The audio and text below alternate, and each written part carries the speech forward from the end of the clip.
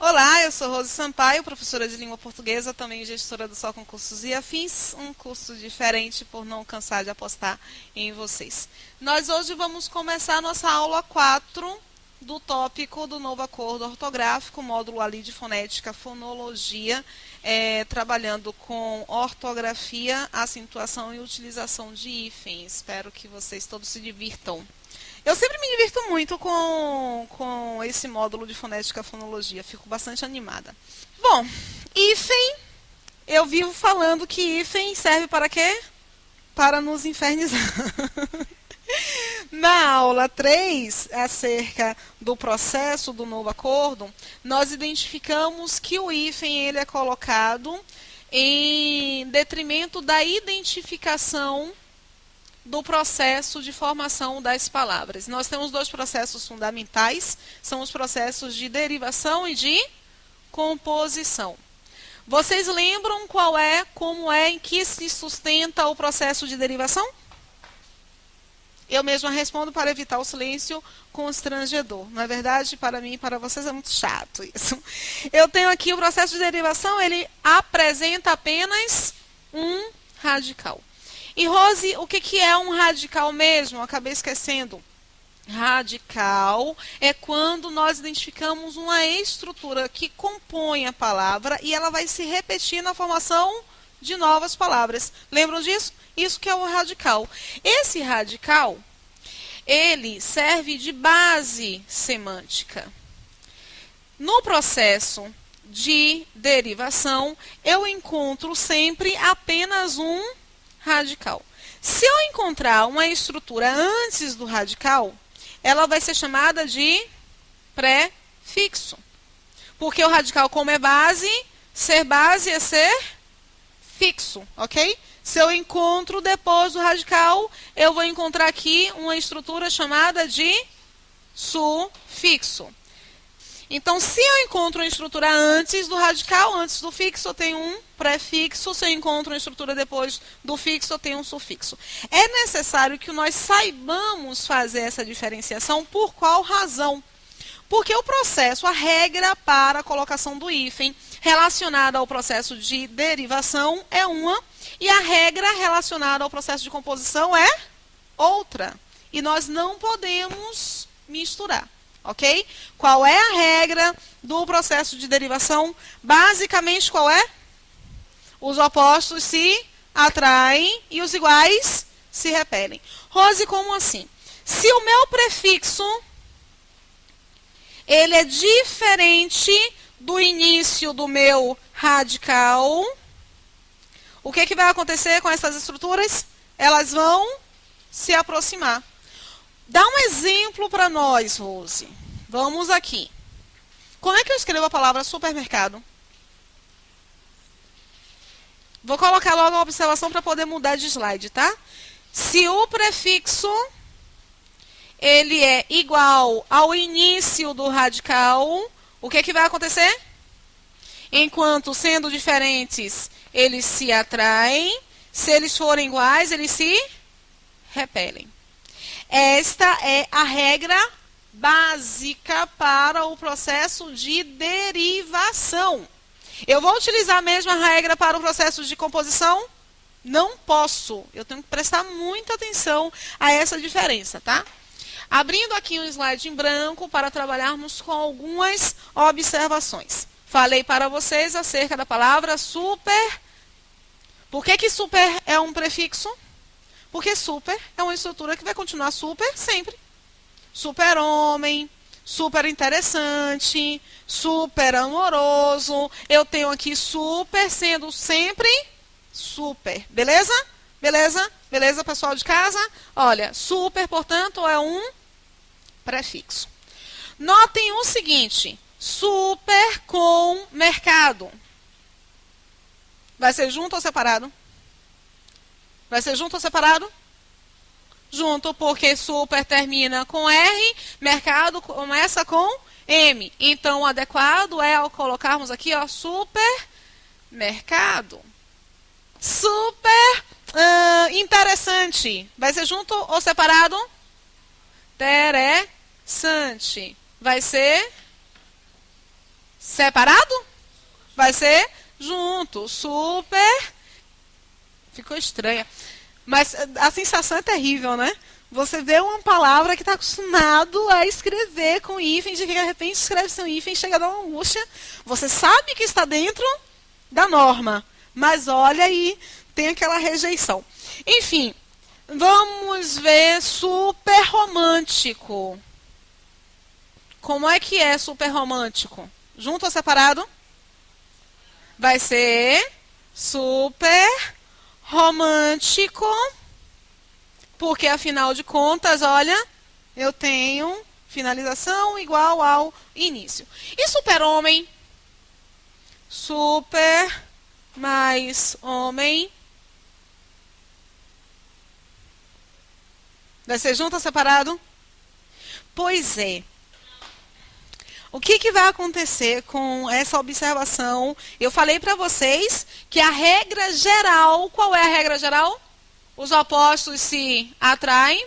Eu disse que a regra geral é que os opostos se atraem, os iguais se repelem. Mas quando eu friso para o fato de que esta é a regra geral, eu estou indicando que são todas as regras? Não. Que abarca tudo? Não. Eu tenho que identificar algumas variações. A primeira variação é justamente a observação relacionada ao H.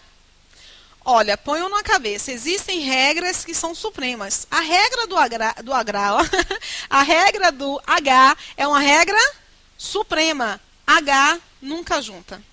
Se o meu radical possuir H, eu quero que vocês me respondam. Se o meu radical possuir H, eu vou juntar? Não, porque H nunca junta. Belezinha? Pode ir? Vamos lá. Eu vou colocar isso aqui junto ou separado?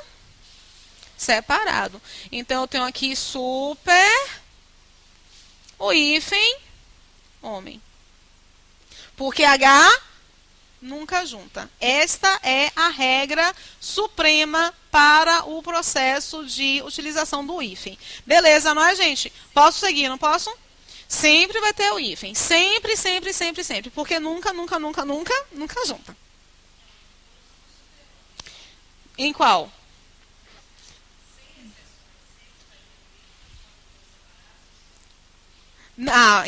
Eu acho que eu entendi qual foi a sua pergunta. Se sempre vai ter o hífen, se as palavras forem separadas. Existem determinadas palavras, e é interessante nós frisarmos para esse ponto. O que é o processo de lexicalização?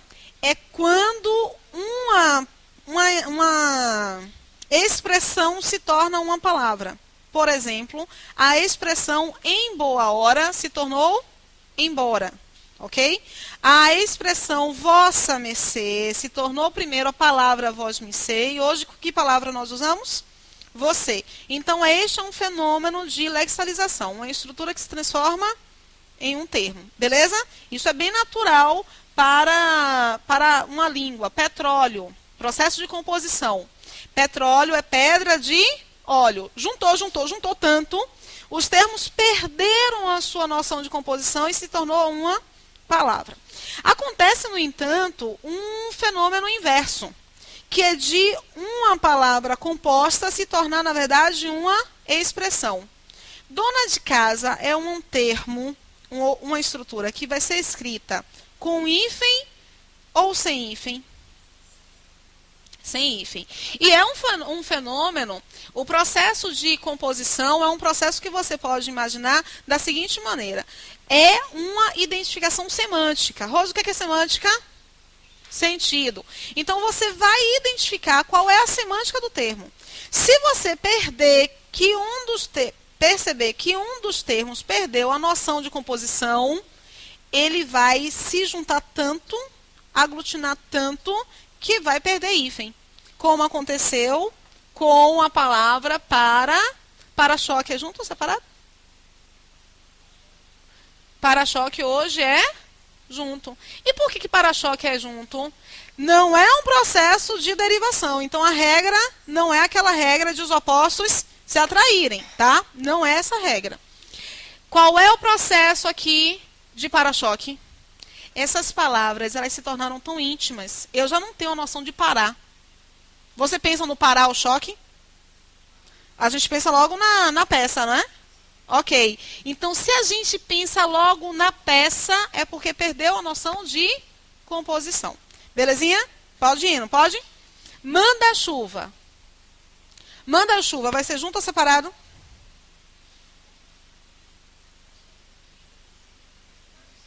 Você pensa naquele cara que manda a chuva? Não. Você é o que manda em tudo. Então você já perdeu a noção do termo mandar. Não que tenha perdido completamente, mas enfraqueceu, não enfraqueceu?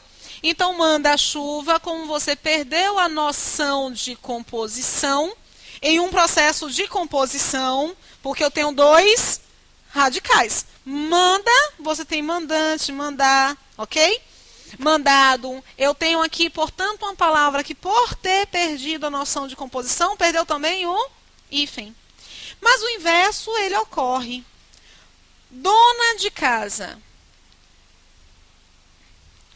Quando você pensa em dona de casa, você pensa em um tipo de mulher?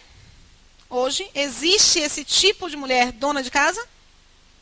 Não. Então, como nós não temos mais essa noção, na década de 50 tinha cabimento, não tinha? Você pensar na dona de casa.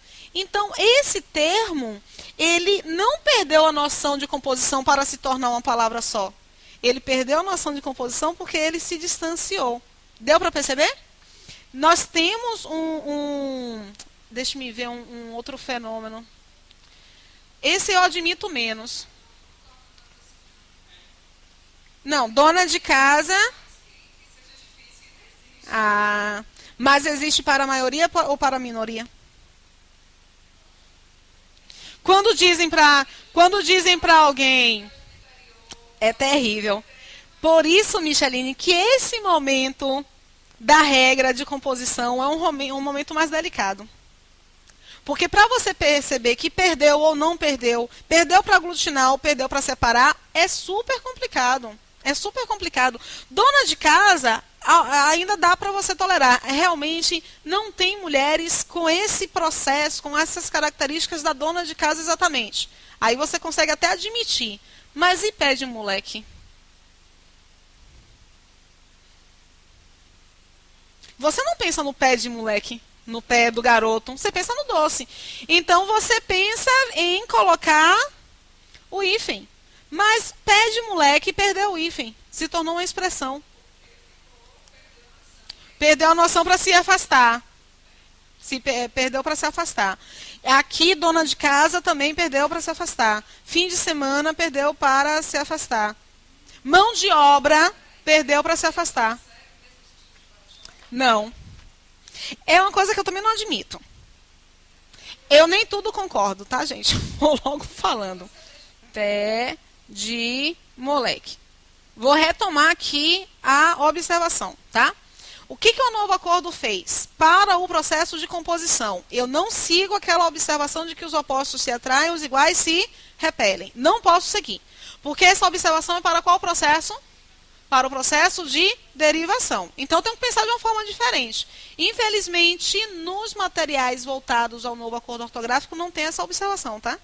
Eles trabalham como se tudo fosse o mesmo tipo de formação das palavras.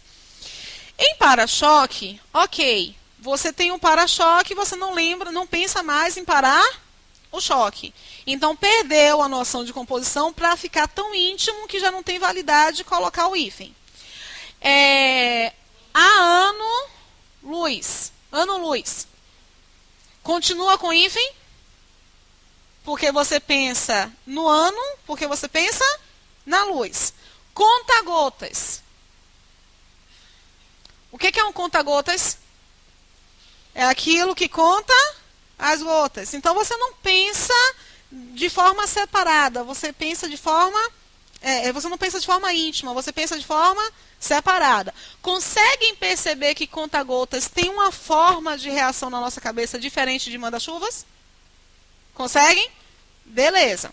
Aí, tem determinadas estruturas que, de acordo com o novo acordo ortográfico, elas também perderam a noção de composição, mas não porque ficaram íntimas, mas porque se separaram. Dona de casa como existem pouquíssimas mulheres com esse processo, com essas características da dona de casa ficou sem hífen. Só que eles também encararam pé de moleque como uma estrutura que se distanciou muito. E que por isso tem que ficar sem hífen. Alguns concordam e outros não concordam. Mas o novo acordo dito o quê?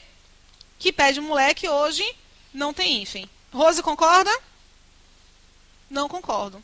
Porque eu não consigo pensar nessa estrutura separada. Eu só consigo pensar nessa estrutura o próprio doce. Ok? Deu para entender agora, Micheline? Deu para aceitar que lá no novo acordo ortográfico ele diz que perdeu. Deu para aceitar essa variação semântica? Eu não consigo. E entro em choque, gente. Ah, mas é porque o processo semântico de ano-luz é uma questão de passagem de tempo e de velocidade da luz. Então, você tem que conservar as duas referências semânticas, tá? Por causa disso, só por causa disso. É quando há conservação semântica de cada um dos termos e uma conservação semântica plena. É diferente de manda-chuva, que tem um enfraquecimento muito forte aí do mandar, tá? Agora, isso aqui de pé de moleque não me conformo.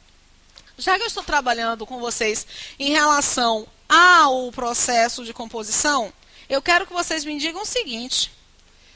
Não, porque você não... O Felipe perguntou, vou voltar, sobre a questão do conta-gotas, se não seria o mesmo processo de manda-chuva. Quando você fala a palavra manda-chuva, você pensa naquele que manda a chuva? Quando você pensa na peça do conta-gotas, você pensa que ele vai contar as gotas. O manda-chuva, ele não vai mandar a chuva, mas o conta-gotas, ele vai mandar, ó, ele conta as gotas.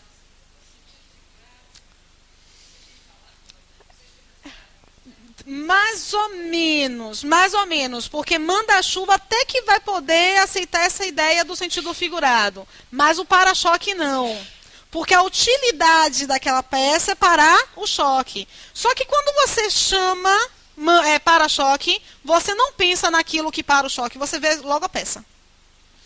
Quando você fala conta-gotas, você pensa naquilo que vai contar a gota, mas você pensa no objeto que vai contar a gota. Quando você fala manda-chuva, você não pensa naquele que vai mandar a chuva. Quando você fala para-choque, você não pensa naquilo que para o choque, você pensa logo na peça. Você não pensa naquilo que vai parar a brisa, você pensa na peça. Mas quando você está aqui falando conta-gotas, você pensa em um objeto que vai contar as gotas. Entendeu? Então, é um processo mais delicado, porque é mais subjetivo apresentar para vocês uma regra relacionada ao processo de composição. Diferente, olha meninas, diferente de quê? Diferente do processo de derivação. Porque no processo de derivação você olha, vê que é derivação, vê que tem um prefixo, vê que tem um radical, os opostos se atraem e os iguais se repelem. Aí vejam só, por causa desta confusão semântica, nós pensamos, eles na verdade, colocam aqui, ó, para raios.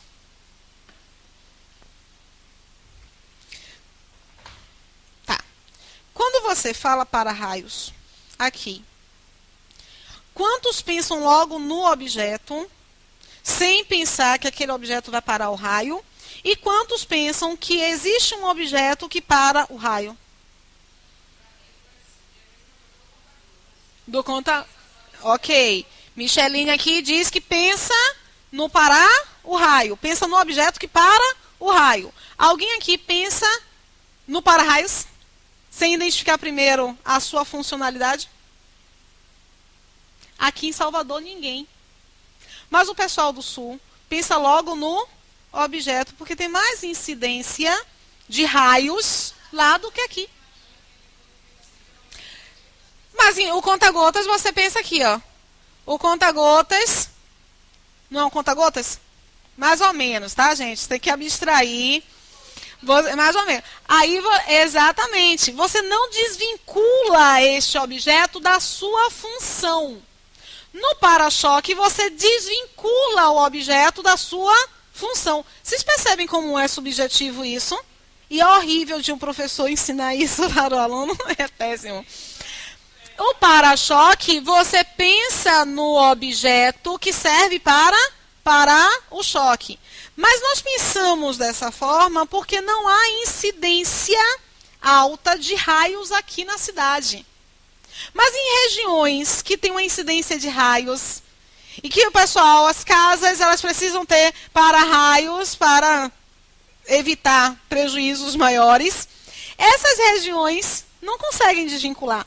Aí o novo acordo indicou o seguinte, que para a palavra para-raios, você tem a possibilidade de escrever com hífen em regiões cuja produção semântica esteja desvinculada. Não estou, não.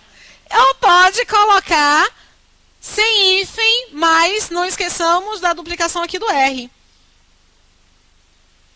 A grande sacada lá no concurso é, se eles escreverem com hífen, vocês vão dizer que está errado? Se eles escreverem sem hífen, vocês vão dizer que está errado? Eles só precisam duplicar, eles precisam dobrar. E é uma explicação difícil de ser dada. Gente, o texto do novo acordo ortográfico, falei para vocês na aula 3. O texto sobre o novo acordo ortográfico é como? Palavras que perderam, perdão, não é assim.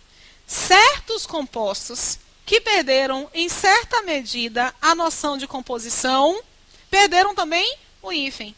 Aí você para e lê de novo, porque não entende. O que é perder a noção de composição? Processo semântico. E em certa medida, certos compostos, em certa medida, as duas estruturas estão corretas. Por que eu junto e duplico aqui? Porque, não. Para a palavra para-raios. Não, existem algumas outras variações, que eles colocam em observações mais pontuais. Mas a mais recorrente é aqui para-raios. Difícil, né, Felipe? Engolir isso, gente, é complicado. Mas vamos aqui seguir. Vocês entenderam que o processo é o processo semântico que acabou? Entenderam que o processo é o processo semântico, ponto? Que se você não entender esse processo semântico da forma como eles decretaram que é o mais recorrente, vocês estão... Vamos lá. Fim de semana. Tem algumas expressões. À toa.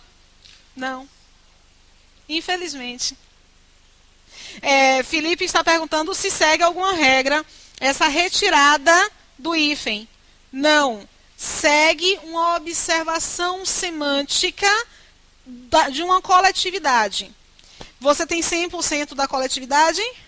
Não. Aí você identifica qual é a incidência mais recorrente. Como é que eles fazem isso? Eles fazem uma pesquisa... Como é que eles chamam?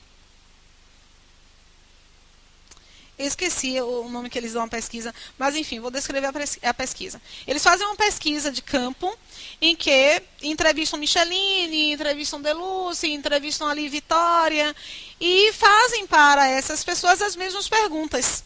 Perguntas que direcionam ao mesmo tipo de resposta. Então, inevitavelmente, esse público vai acabar falando e escrevendo, a depender de qual seja a intenção da pesquisa ortográfica ou fonética, falando ou escrevendo o que eles desejam que esse público escreva. Então, eles identificam um filtro. A maioria da população está falando de que forma, a maioria da população está escrevendo de que forma. E acabaram implantando o que é apresentado pela maioria. Deu para entender como é que é o processo? Bastante delicado, né? E é uma pesquisa que leva anos, às vezes leva décadas para ser concluída. Mudar a base de uma língua é coisa delicada, né? Mas vamos aqui. Eu identifiquei duas observações supremas, não é? A observação de derivação. Qual é a observação de derivação?